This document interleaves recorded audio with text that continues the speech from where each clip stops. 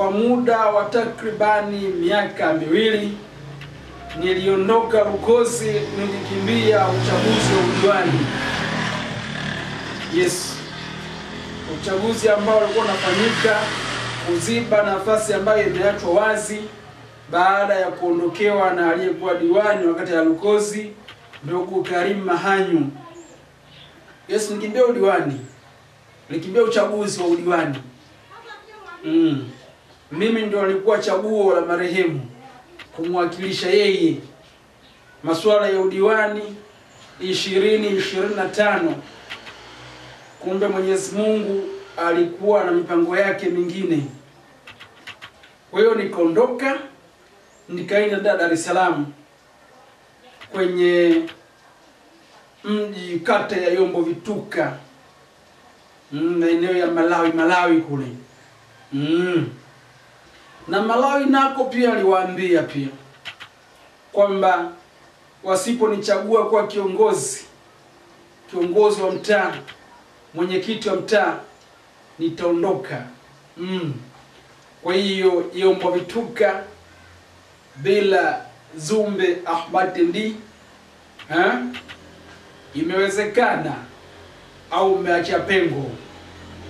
Kwa hiyo pepo hatari pia ni kuondoka Lukozi wakati huu.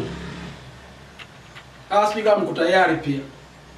Miaka miwili ya Lukozi bila uwepo wa Zumbe Ahmad Ndi, haonekani mtaani, haonekani vijiweni, haonekani akipita bila baiskeli yake, haonekani akiimba, haonekani akijenga hoja. Naweza kajirudia tena. Yes. Kama ni kuondoka sio Yombo Vituka, lakini enda sehemu nyingine kabisa.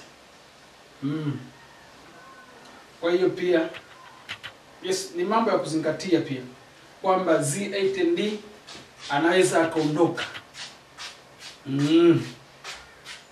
Yeah. Tatizo chakula. Tatizo noti. Hakuna noti. Hakuna chakula kwa ajili yangu. Vyakula vinanidhuru, vinanilewesha. Najisikia vibaya, najisikia hali ya homa. Ni kampeni ambayo iliandaliwa mapema tu kwamba Z8 Ndi awe anakula nyumbani kwao, asile mtaani. Waliandaa kampeni. Sasa imefika ndoa nyumbani nako ameanza michezo yao hii ambayo ikiingia mtaani. Gari hakuna afadhali. Na ofisi amje kupiga picha.